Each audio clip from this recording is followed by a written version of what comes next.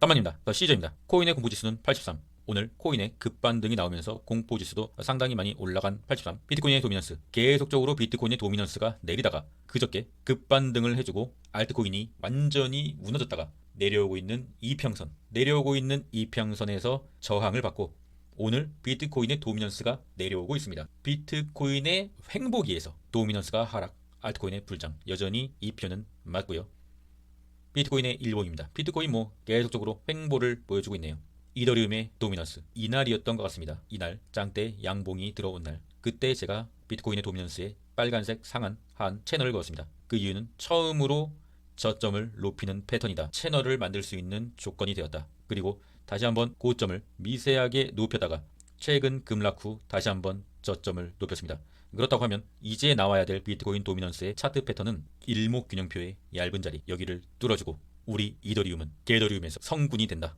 이더리움의 일봉입니다. 당연히 성군이 되려면 전고점을 이 전고 라인을 약간의 어떤 저항으로 작용할 수 있겠지만 뚫어줘야겠죠. 살짝 올라줬다가 전고에서 저항을 조금 받고 다시 한번 중단선 파란색 중단선에서 뒤집어고 다시 항승. 이더리움이 성군이 돼야지 가자. 어덜스 도미넌스. 어덜스 도미넌스란 코인 시총 1위에서 10위까지 큰 라지캡들을 제외한 나머지 코인의 시가총액 총량이 코인 시장에서 차지하는 비율 현재 11% 정도. 굉장히 미미하죠. 한마디로 시총 1위에서 10위까지 90%고 나머지 이 개잡주 어덜스 도미넌스는 11%라는 거죠. 알트코인의 개불장에서는 어덜스 도미넌스가 그래도 10% 후반대까지는 올라가는 피날레를 보여주고 그리고 근본 코인의 시즌이 종료될 거라고 생각합니다. 그렇다고 하면 이제 어덜스 도미넌스 개잡주의 장이 슬슬 도래하는 시기가 왔다고 보면 됩니다. 여러분이 흔히 아시는 도지, 리플, 에이다, 이더리움, 비트코인, 솔라나 이런 라지캡들을 제외한 듣도 보도 못한 개잡주의 시즌이 이제 얼마 후에 열릴 수 있다는 거죠.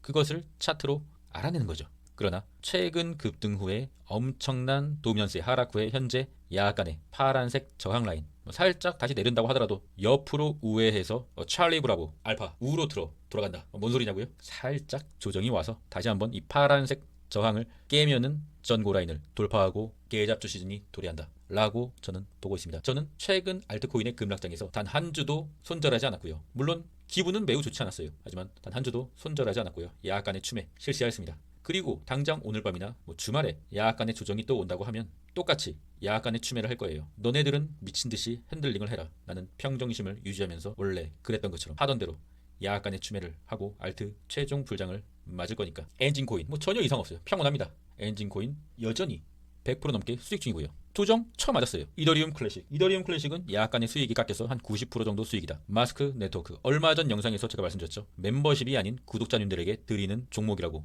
멤버십 분들은 상당한 수익권에 와 있지만 지금 사라는 건 아니었다고. 조정이 오면 마스크를 잡으라고 말씀드렸습니다. 그리고 원하진 않았지만 조정은 왔고요. 그리고 오늘 약간의 급반등을 해주고 있네요. 개미 눈물만큼 찔끔 오르고 있는데 마스크 네트워크 잘 잡으셨기를 바라고요. 영상을 잘 보시고 좋은 선택을 하셨기를 바라겠습니다. 구독자들에게 주는 선물 같은 알트코인 또 드릴게요. 못 잡으셨다면 또 드리겠습니다. 알트코인의 주의점 한번 읽고 가시고요. 코인베이스 코닐 상당히 좀 슬픈 캔들이다. 모두가 축제인데 코닐은 좀 반등세가 나오긴 했지만 약간의 좀 만족스럽지는 못하다.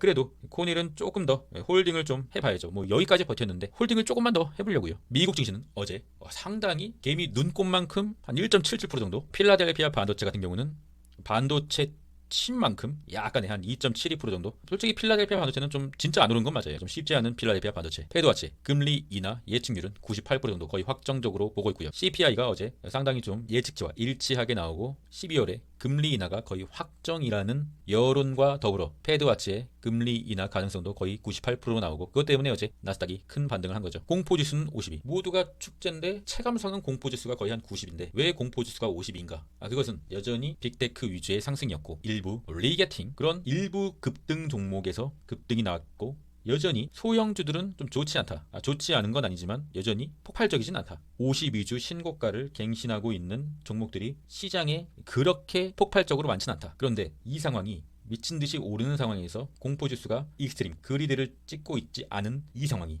지난 7월의 개급등전과 굉장히 일치합니다. 역사는 반복되는 거죠. 그래서 저는 개인적으로 이번 상승의 파동에서 그동안 미뤄왔던 세배 레버리지의 익절을 실시하려고 하고 있어요. 근데 사람의 욕심은 끝이 없어서 오늘도 또 올라주기를 저는 바라고는 있으나 어쨌든 간에 이번 상승의 파동에서는 반드시 세배 레버리지를 상당히 익절을 하려고 대기 중입니다. 푸드크롭션 0.62 전혀 이상이 없고요. 강세장 금일은 목요일이죠. 브로드컴 장후에 브로드컴은 속슬의 주요 구성 종목이고요. 상당히 높은 비율을 차지하고 있습니다. 브로드컴이 반도체의 싹 반등을 이뤄내줄 수 있을 것인가 반드시 체크해봐야 될 거고요. 금일의 주요 일정으로는 유럽의 금리 결정이 있죠. 금리가 유럽도 인하가 거의 확실시 돼가고 있는데 유럽의 금리 결정과 그 후에 바로 이어지는 미국 11월 PPI 생산자 물가지수가 또 예상치와 똑같이 나오거나 좀 낮게 나오면은 오늘도 한 번 더 추가적인 상승을 노려볼 수 있을 것이나 혹시나 PPI 지수가 또 초를 친다 그러면은 약간의 조정 또 맞아줘야죠.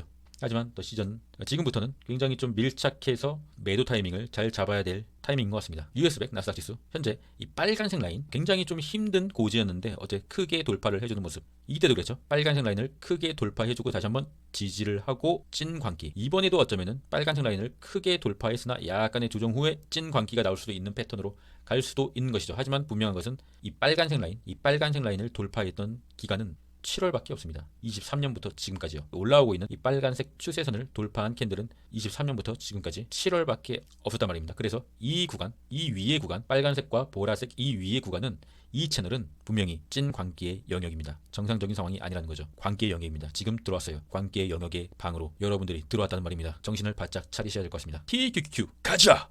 엔비디아가 이 광기의 시즌에서 같이 힘을 모아줬으면은 우리 쏙슬도 상당히 좀 힘을 받았을 텐데 엔비디아가 주요 검정색 추세를 이탈하고 현재 어제 오르긴 했으나 여전히 저항을 받고 있다. 엔비디아가 뚫어줘야지 진짜 개찐 광기 영역으로 들어갈 수 있는데 우리가 개찐 광기 영역으로 못 간 것은 엔비디아가 지지부진하기 때문이다.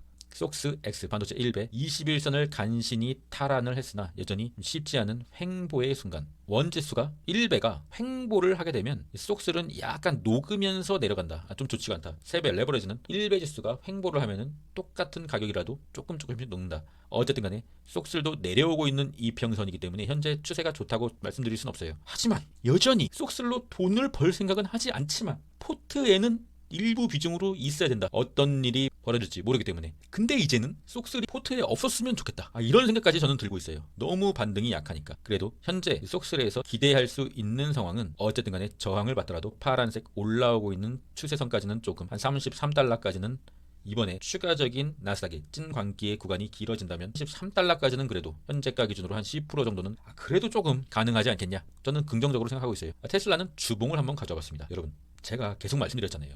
테슬라를 장투를 한번 해보시라고. 왜 그렇게 못 팔아서 안달입니까?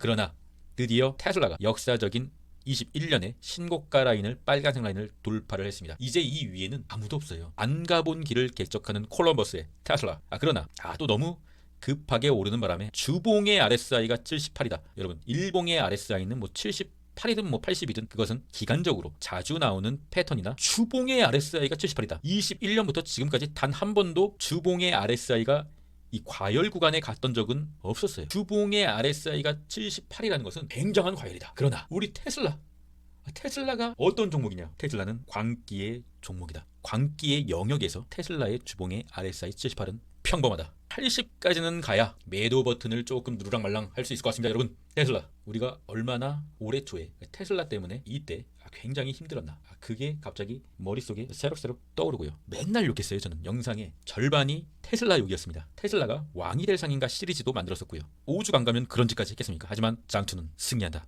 테슬라 더 가야지. FNGU도 마찬가지입니다. FNG는 저는 작년 여름쯤에 산 것 같고요. 7월달에 극도의 수익권이 왔었는데 엔캐리 청산으로 수익이 다 날아갔었고요. 지금까지 버텼어요. 매도 안 하고 그냥 계좌에 있지만 없는 것처럼 내 눈을 가린 것처럼 FNG를 버텼습니다. 물론 불주도 있어요. 그리고 드디어 어제 최고점을 달성하였네요. 그런데 이 FNGU는 테슬라 같은 단일 종목이 아니라 빅테크 몰빵의 3배 ETF잖아요. 현재 약 한 309% 정도 발생하였는데 이거를 근본에 나스닥의 현재 상승의 파동에서 매도를 하려고 하고 있습니다. 왜냐하면 제 25년에 매매법을 바꾸려고 그래요. 원래 저는 장기 투자를 선호하던 사람인데 이게 좀 과도한 것 같아서 25년에는 오히려 수익 매매법으로 하는 게 더 수익률이 높을 것 같다. 이런 계획을 24년 초에 했거든요. 만약에 24년도 끝까지 오른다라고 한다면 25년은 약간의 횡보의 장이 되지 않겠냐. 우상향은 하더라도 상승률이 그냥 쭉 홀딩하는 거는 수익률이 그렇게 크지 않겠다. 오히려 수익 매매법을 가동하는 것이 수익이 더 날 수 있을 것 같다.